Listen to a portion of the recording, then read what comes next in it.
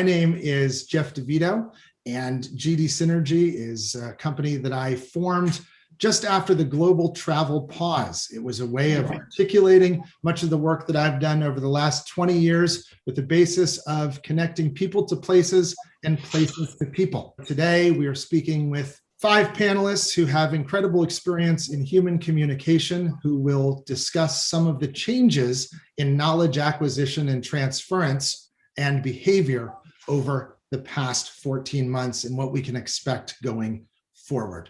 While most of us here are excited that we will be entering into live speaking again, I want to remind us all that this is an incredible privilege that we have, as much of the world, especially our friends in India, are suffering right now.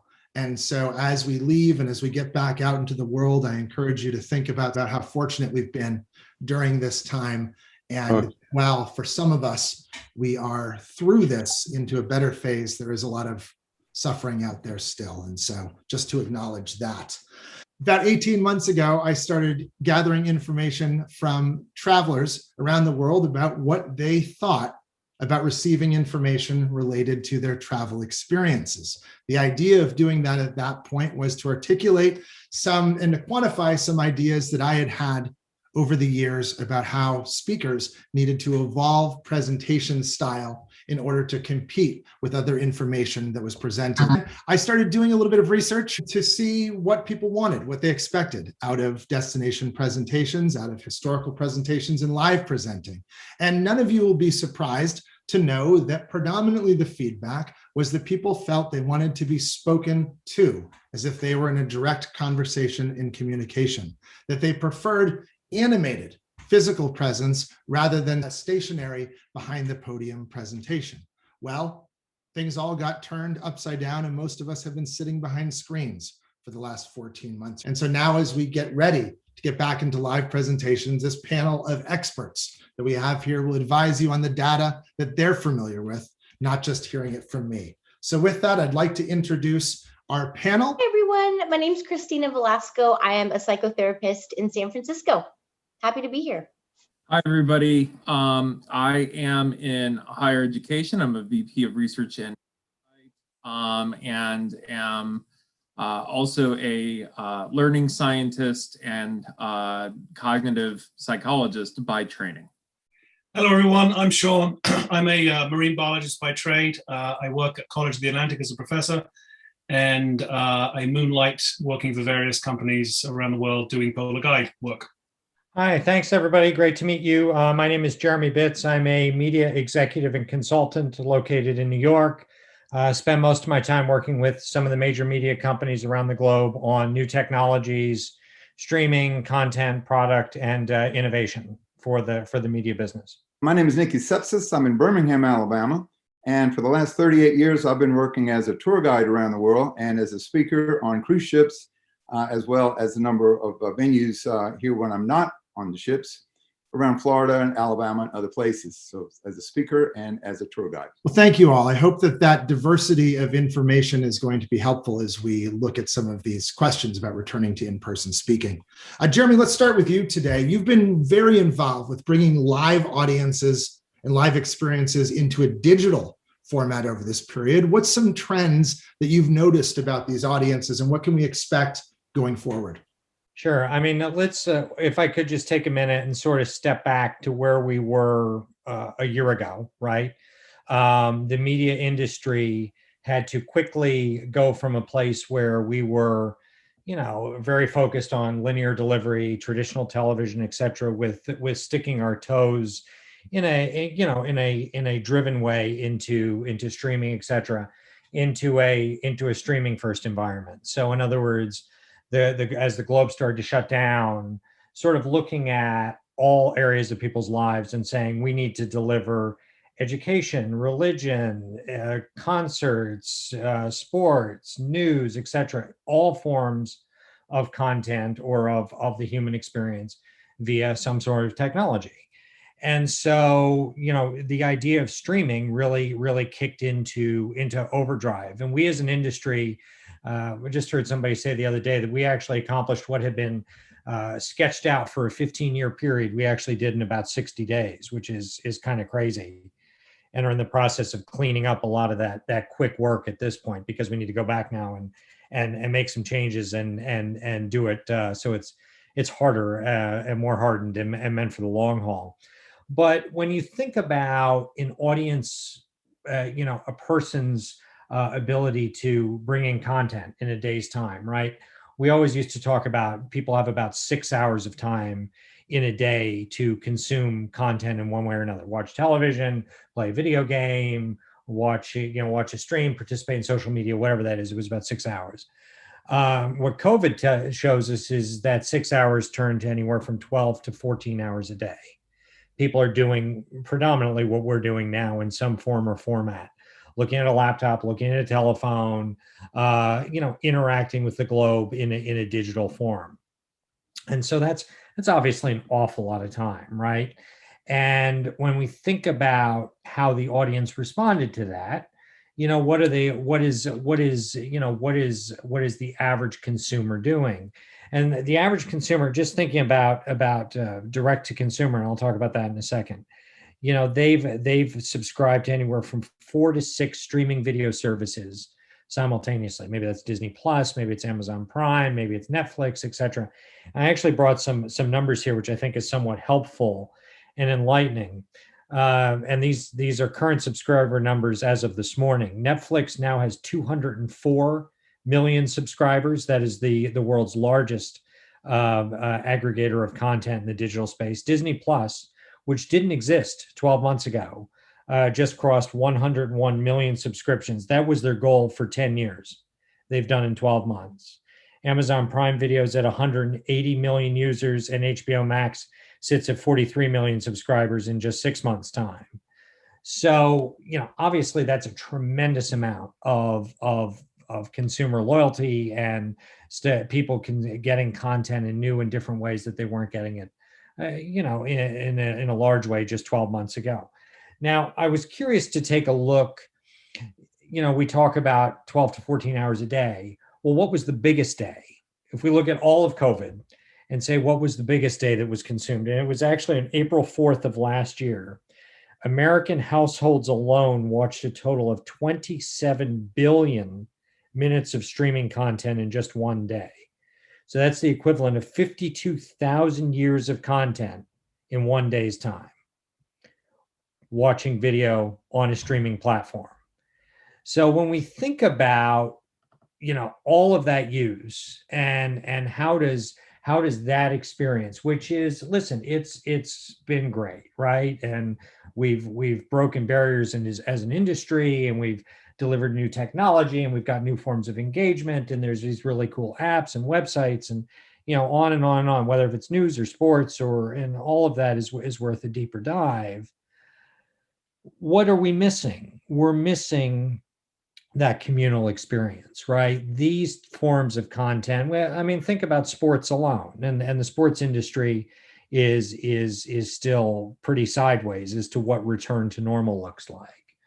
And I could talk about that at length, but sports is meant to be communal. You're sitting at a stadium and you're with friends and you're getting a pizza and you're drinking a beer and you're watching a game and you're cheering on your team. And watching it on a phone is great. I get to see my team and I get to participate, but it's not that communal experience. And so we as a society have sort of missed that, right? We've missed that for a year's time. And in fact, we're all a little socially awkward as we return to that. And so thinking about how does all of this technology and an experience come full circle, and we'll get into it over the next 30 minutes.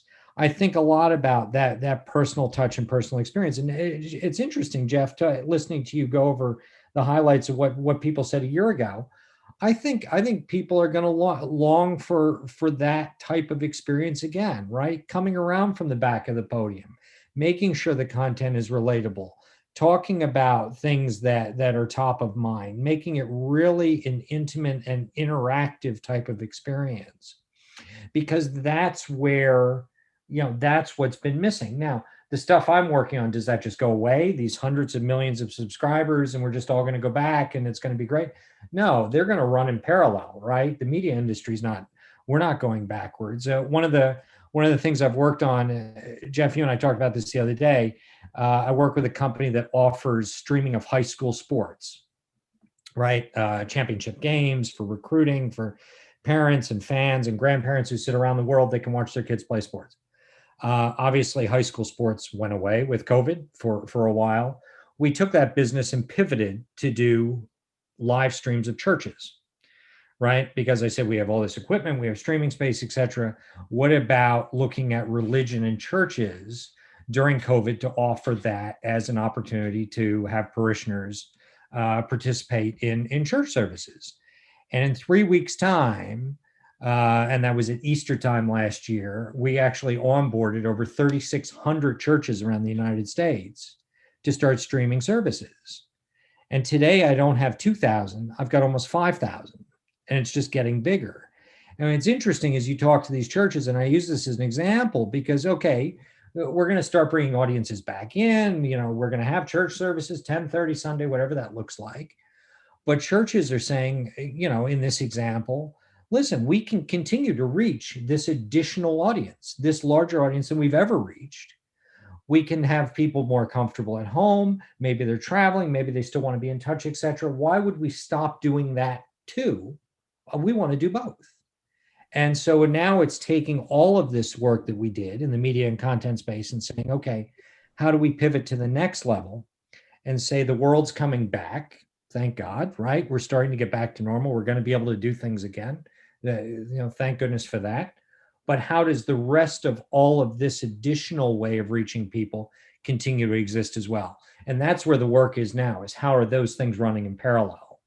Geoff, I hope that answers the question from a top level pretty well. It does, and that's a great segue. With the surveys that we sent out, one of the questions, I expect audiences to be either the same as the last time I spoke in person, have a lower attention span, or be more focused and engaged. And 50% of people expect that the audiences are going to be more focused and engaged, whereas 44% think they're about the same as they were, and only 8%, let's approximate the math there, felt that there might be a lower attention span. For Jerry, working directly in education, what are you seeing? What are you preparing teachers for return to classrooms, and what can speakers expect from audiences? Yeah, thank you. Obviously an important question, one that we're trying to make sure that we are ready for and helping our faculty with. So I'm at Southern New Hampshire University, which has 130,000 students online. However, we also have approximately 5,000 students in person who attend on our campus. And although we were in a position, about 13 months ago, to pivot quite readily to online with those in-person faculty, and then faculty in other in-person modalities or hybrid settings.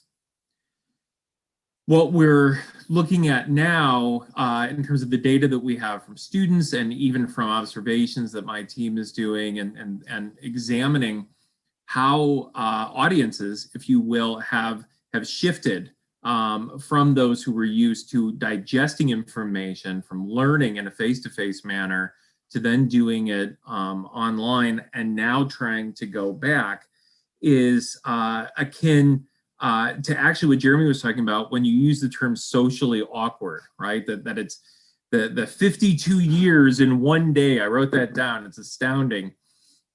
Of streaming has actually had an impact. One of the main impacts that it has had is the fact that what we've been able to do for the last 13, 14 months, however long it has been, is actually indulge our distractibility. We have been able to, whenever we want, actually look at our phone. I can actually have 3 screens set up right now. I'm not doing it, but if I wanted, I could actually be reading an email behind the screen while talking to you and trying to check back in. The other thing that we've been spending a great deal of time doing, and I'm going to ask right now, those of you who are on camera, how many of you, when you've been on Zoom calls, can't help but look at yourself? This is an actual phenomenon. I see some of you raising your hands, some, all right, yeah, there's nothing wrong with it. But it's something that we do, and actually I see some thumbs up. Actually, what we had been encouraging our faculty to do is to actually take yourself out. There are options in most of the video conferencing software where you don't have to see yourself because it's so distracting. So we have actually been able to not only indulge ourselves through our phone, through all of the different things going on, when we get those even little troughs of boredom, but we've also been fixated internally, inwardly, in a way that we've never been able to. We don't sit and stare at the mirror all day when we're learning or talking, but yet that in essence is what the Zoom has allowed us to do. So what we are really encouraging folks to do is actually a lot of what Jeremy talked about, right? It's about moving around. It's not standing in one spot. It's being the sage on the stage, as we like to say to our faculty, where you're just, up on high, and the students will just passively absorb everything as an audience. Instead, you really need to engage them, because 52 years in one day, I keep coming back to that, Jeremy, that's what I'm going to remember. 52 years in one day. We're used to being entertained all the time if we want it. What it also means is that in essence, we've been able to indulge. It's not that we've somehow changed, but our habits have changed. And we have to go back to what were good habits of interfacing with other people in person. And what does that mean?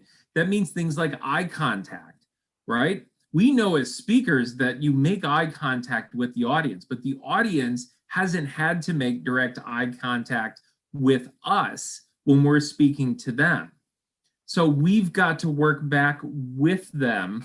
And one way to do that, engagement, movement, also keeping stories or topics to 7 to 10 minutes. This is something that educators have often focused on, is this notion of under 15-minute chunks of concepts or information before you then allow time for reflection, a little Q&A. Well, now what we're thinking, and the data are showing us, is we have to shrink that 15 minutes to facilitate re-entry, if you will, to about 7 to 10 minutes. Doesn't mean that you can only have a 7 to 10 minute session, but it means break it up. 7 to 10 minutes, do something in terms of an activity, or asking questions, or shifting with the story, something comedic, novel. But in some way, we've got to work with the natural hardware in terms of, here's the cognitive psychologist in me, in terms of everyone's brain, but the software has changed. So we've got to, if you will, reboot to an earlier operating system so that our audiences will get back into that flow of what does it mean to actually be an active listener, as opposed to consuming television, not liking this streaming service, and so I'm going to flip from Hulu to Disney Plus to HBO Max or whatever it is. So those are just a few things, but I think that kind of gets at what you were asking, Geoff.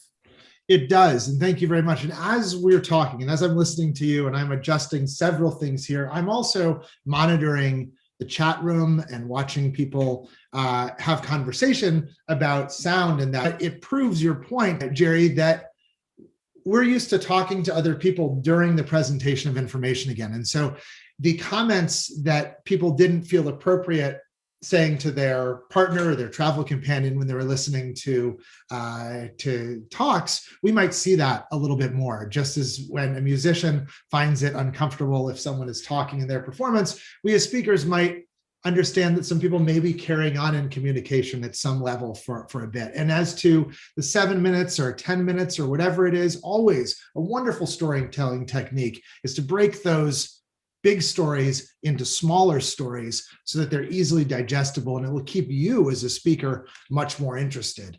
And we'll get on to that in a moment. Thank you very much for that commentary there. I know that you have incredible experience and a lot riding on people's ability to come back in to do this. So much appreciated, and a wonderful nod for Southern New Hampshire University as well. So thank you. We're going to switch gears a little bit to content now, and we're going to talk to Christina in San Francisco. The world has changed, Christina, in the past 14 months. We know this because we've all been watching it change, and it has changed in different ways for different people. But social justice, acknowledgement of diversity, and freedoms of individuality have been getting a lot of attention over times.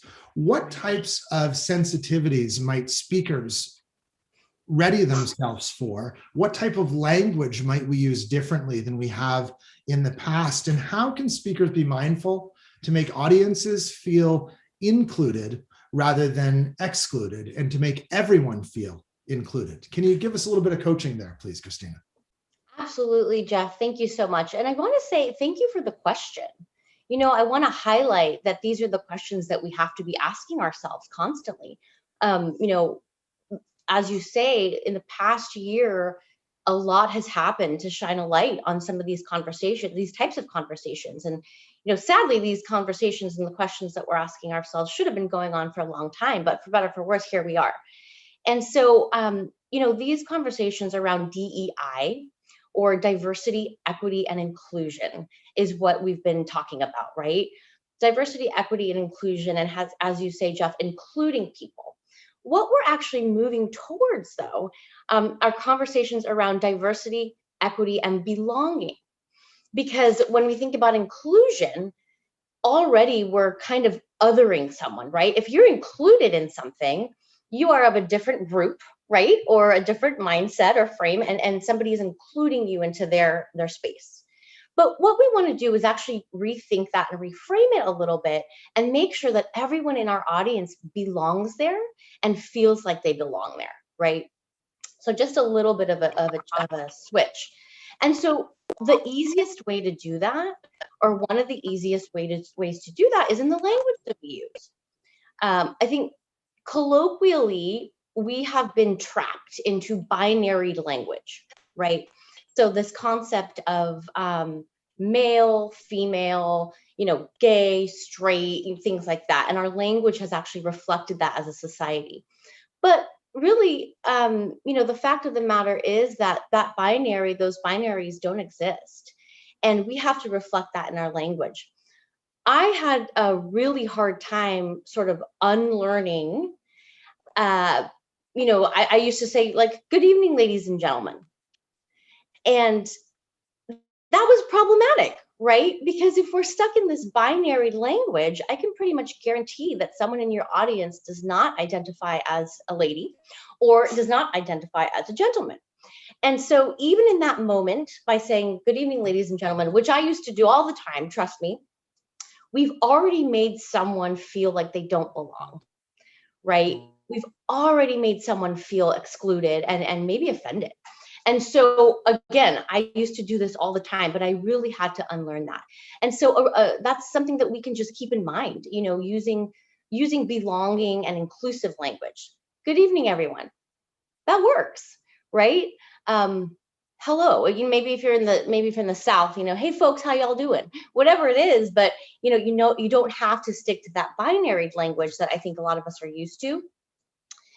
And words like ma'am and sir, I realize the intention behind these words is to, show up with a semblance of formality and respect. And while the intention there is so good and comes from, a good place, we really have to start looking at the impact versus the intention, right? Because, again, somebody just might not identify as a ma'am or sir. And so what we really want to remember is not to make assumptions about anyone or anyone in the audience.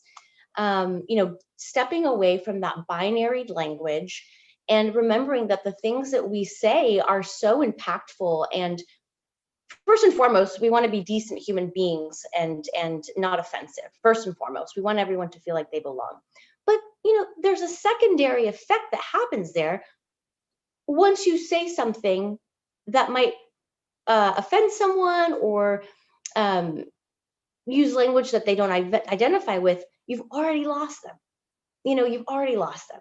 And so that's not what we want either.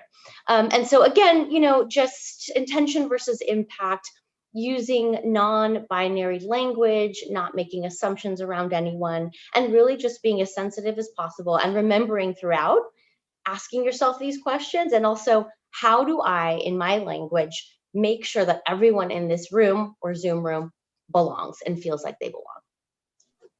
Thank you, Christina. I can speak from experience that I have put my foot and up to my knee and probably up to my thigh into my mouth on several occasions with the best of intentions. And I've done that. I have made every mistake out there when addressing audiences or working with sustainable tourism. I have had these experiences, and I never felt that they came from a harmful place. Mm-hmm. And I've also then experienced, as many people in this room will, a fear of what do we do? What do we say? And what happens when someone calls us out on something that we had not intended or known was going to be difficult for people? So I guess the question that I'm going to ask on behalf of everybody here is, we go out there with the best of intentions. We say something that affects one person in our live audience, and they approach us about it. And they say, hey, that really made me feel this way. What is a good fallback for us as speakers if we run into that situation? Yeah, absolutely. And I love that question because it's happened to everyone. It's happened to me. I'm from Southern California. It took me so long to stop saying dude and guys and like things like that. And, of course, some people might not be offended, but I have had people absolutely in the past approach me and say, hey, like what you said, blah, blah, blah. And like not blah, blah, blah, but it really hurt me. And so what I've learned over the years, acknowledge, absolutely acknowledge, apologize, and move on. Now, when I say move on, it doesn't mean like I said, I'm sorry, goodbye, right? But it's an intentional, I hear you. Thank you so much for bringing this to my attention. I made a mistake. I slipped up. I'm going to do the work in the future to make sure this doesn't happen again, right? It's an acknowledgement. It's an apology. And when I say move on, this is something I learned. Somebody actually had to explain. One time I felt so bad. I just felt so bad, and I was falling over myself, apologizing. Like, I'm so sorry. Oh my gosh, I didn't, And so the feedback I got was really helpful.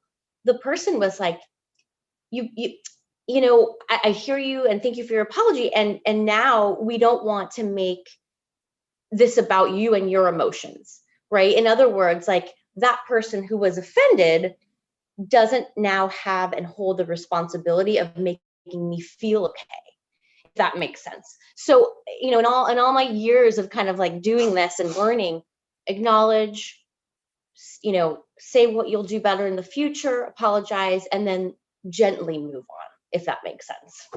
That makes a lot of sense, and thank you. And a lot of you who are here watching today actually go out and you speak in front of audiences in a hospitality setting.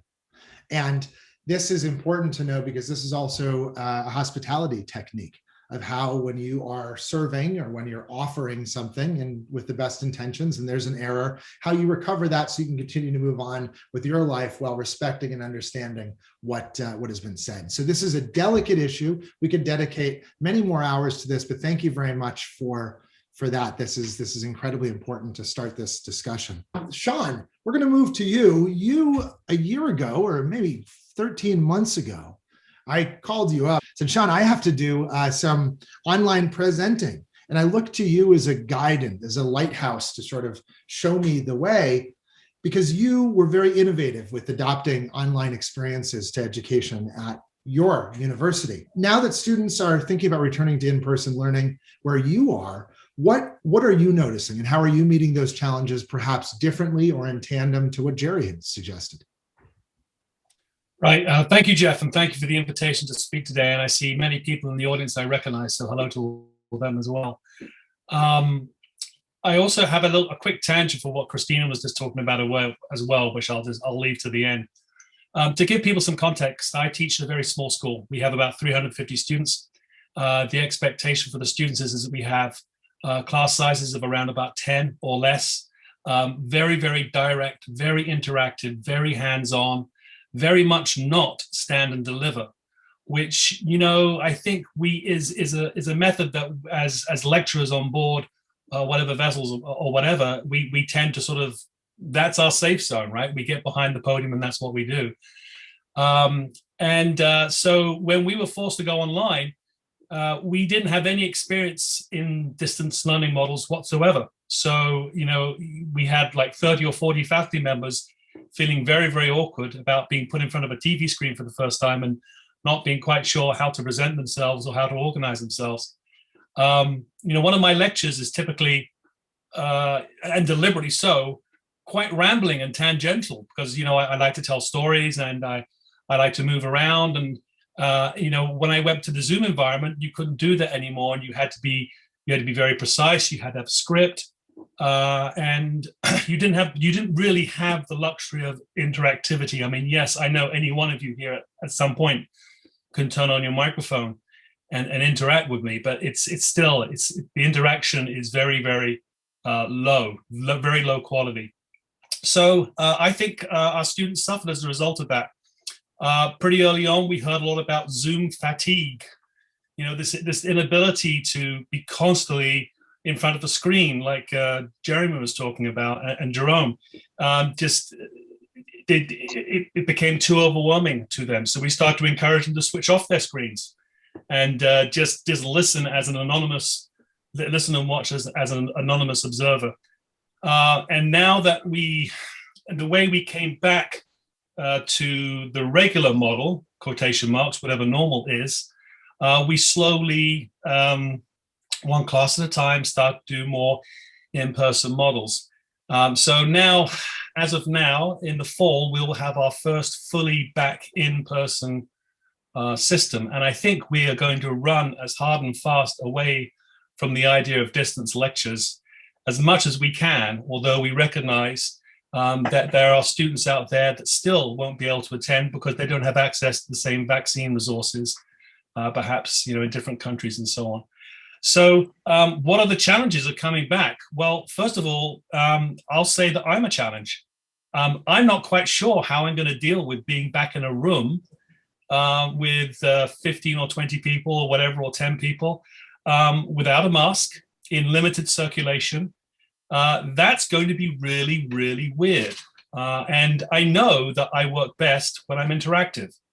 And so trying to create opportunities where I can, you know, workshop with the students is going to be really, really important.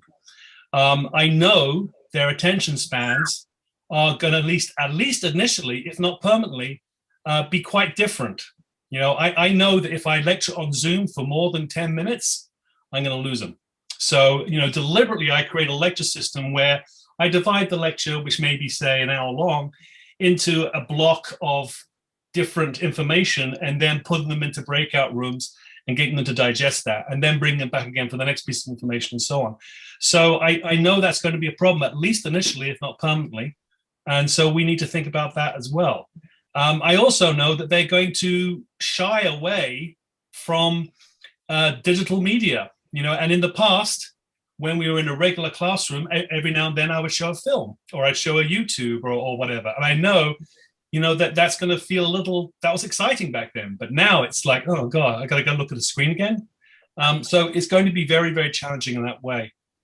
And then I guess the last thing I just want to quickly tack on to what Christina was saying, you'll notice that by my name on the Zoom screen, I've got my pronouns. And, you know, that's one of these things that we've been using to try and create a safe environment for people to feel included, that, you know, you acknowledge what your identity is in an effort to help people acknowledge who they are so that I know how to address them appropriately and give them the right context. And that turns out to be super important. And I will say, absolutely, just like Geoff, you know, I have made mistakes, some really howling ones. And I agree with Christina, apologize. But also, something I found really important is just to acknowledge that we're learning. We are all learning, right? I mean, none of us have been in this situation ever before, where we've gotten this new awareness of the importance of identity and inclusion. And I often say that I'm really sorry, I'm learning. Please tell me how I can be a better person. And it's kind of like the difference between saying I'm not a racist and I'm anti-racist. You're moving from one of passive response reactivity to one of proactive. I need to discover how I can be a better person in that regard. So that's what I had to say about that, Geoff. Thanks. Well, thank you for saying that. And along that, just to bring that up again, is in this learning process. My gosh, I remember times in my life, more recently than I would care to acknowledge, where I've been called out for a mistake that I've made, and I've resented the person that has called that out to me. And now maybe it's from being alone out here in the woods for so long, but I embrace that opportunity to try to reduce friction in my life going forward.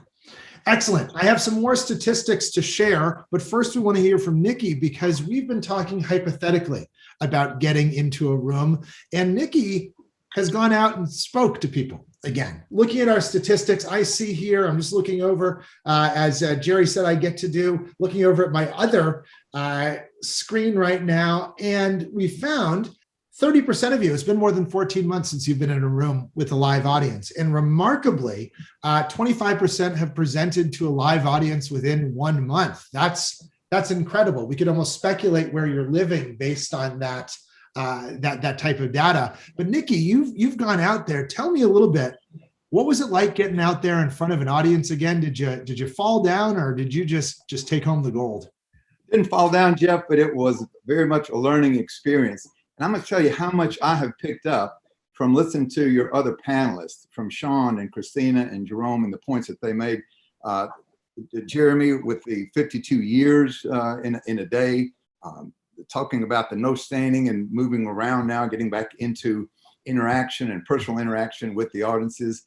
The mistakes that I made, like Geoff mentioned and Sean mentioned too, in addressing an audience. I guess we're all guilty of that. Certainly coming from the South, I'm in Alabama. It's yes, ma'am, no, sir, all of this.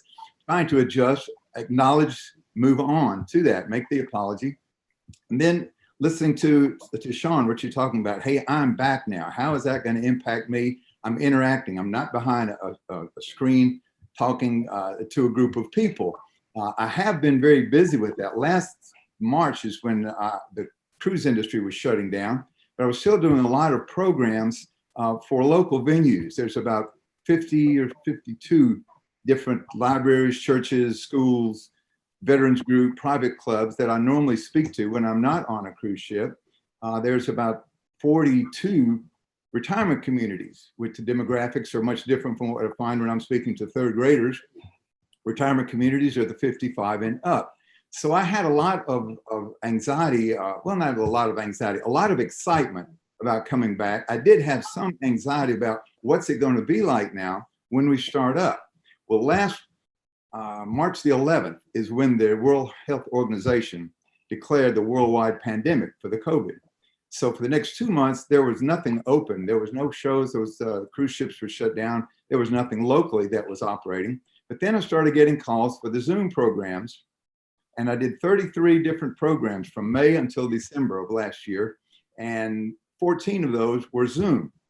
And then since January of this year, I've done 25 and 11 of those were Zoom. We are back now to live in certain protocols, following certain health and safety protocols in Alabama, where many of the different venues are open to live presentations. And at the very first one, I was wondering, how is this going to feel now? Well, that little bit of anxiety quickly dissipated when I saw the level of excitement of the people who were coming to attend the presentation. It was something even before we started the program. They were able now, once again, to interact and socialize with each other. They were able to ask me questions before and after the program, not just with the content. We're doing the other day, April was the bombardment of Fort Sumter, 1861. It was also April was the anniversary of the Titanic. People were coming up and talking to me about what the program was going to be. And then ancillaries, like, when do you think travel is going to open up for the EU countries? We just saw that answered, I think, a couple of days ago. What about the cruise ships? When will they be operating again safely, and what protocols will be in place when you expect to go back? So all of a sudden, I was quickly immersed in that atmosphere, having done so many of these live programs now, that whatever little bit of anxiety I felt before has quickly gone, and we've gotten right into the interaction of being with people and presenting in person and socializing, not just with what we're talking about, but whatever they want to mention. And I keep thinking of the demographics are so different. It's much different from the retirement community or senior center, as opposed to the third graders or the fourth graders invited me to talk about the Lewis and Clark expedition. Okay, you're able to put now in a live presentation a black powder rifle in the hands of a kid who would only be seeing it on a screen when you're talking about it earlier, or to look at the excitement of children who are picking up a blowgun that I brought back from Brazil with the dart. Boy, that was fun getting through customs with all that in Miami. But seeing the darts and seeing the blowgun that is used by indigenous tribes in the Amazon, of how they actually hunt for food still.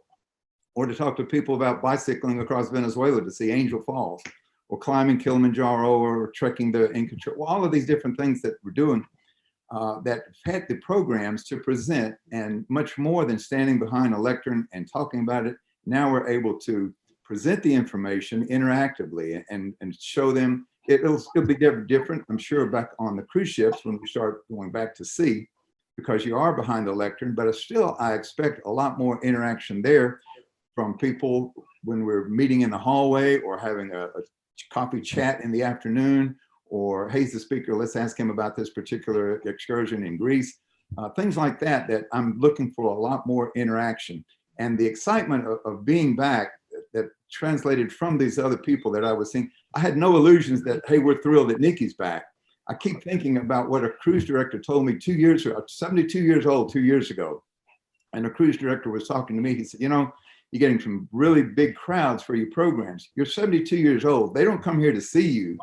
You speak Alabama English. They're not coming here to hear you.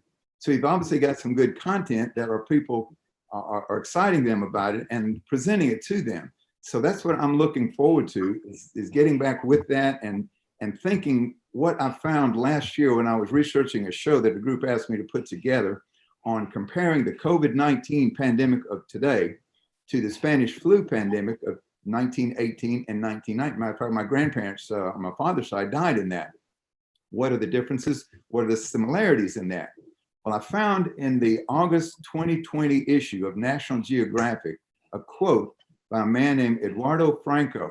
He's at McGill University in Montreal in Canada. And he said the greatest casualty is our loss of personal contact. That's our greatest casualty in this pandemic, is our loss of personal contact. And you think of the tens of thousands of people that have died around the world. That's quite a statement, because certainly that is a tragedy. Geoff, you mentioned earlier with India, even the United States authorities are urging Americans in India, you might be thinking about moving out. 350,000 new cases yesterday, one day. So you think that personal contact, the loss that these people had and are so anxious, whatever age group that you're speaking to, is seeing that. I'm seeing that excitement in them, the ability to come back and to interact personally and to be part of the program rather than just an attendee watching something on a screen. I'll still be doing Zoom programs, because here in Birmingham, there are many communities in Florida that are asking me to do programs. I've got one next week and one the following in these different communities in Florida. So I'll be doing those via Zoom, but pretty much everything else will be in person, as it has started now here in Alabama in April, with the exception of just a few libraries that are still Zoom. Everything else is in person, and it's awfully exciting for me to be back with them and the changes that have taken place since we shut down 14 months ago. Thank you, Nikki, and thank you all for those different insights, which have some common threads, not by coincidence. We're going to go into breakout rooms for about 10 minutes, and I've split you up into groups for about 5 to 6 people per group. And in a moment, I'm going to give you a question to discuss in there. But I wanted to say that I've been spending a lot of time speaking to travelers and listening to travelers and doing a lot of surveys because as an anthropologist, sort of you do that. What I'm going to say now is something that I believe we all know. And I often say that as an anthropologist, I don't tell you things that you don't know. I just put them together in different ways to help you see them differently. And you can expect when you get back into a live audience, you can be pretty sure that folks who have felt isolated have been thirsty for conversation. And they've also reinforced a lot of ideas in their minds that they haven't had an opportunity to bounce off other people. So if you're going out into a live audience situation, you can, as Nikki mentioned, expect a lot more individual question and answers that come up. You're going to be almost a therapist in some way, validating people's views on the world that have nothing to do with the subject that you've been discussing, because people will be happy to have someone to speak to and to take the time with. And that's something to prepare. We're also going to have incredible sensitivity on polarizing issues such as politics, the environment, wealth, and other factors that we see talking heads argue and get enraged with and cause tension with in the news. And so we're all going to have to do our own personal meditation about how to get through those moments, respecting all the individuals that are out there. It's going to be tough after we drop the mic and walk off that stage. It's going to be difficult for us, but we're going to be serving a role that is so vitally important.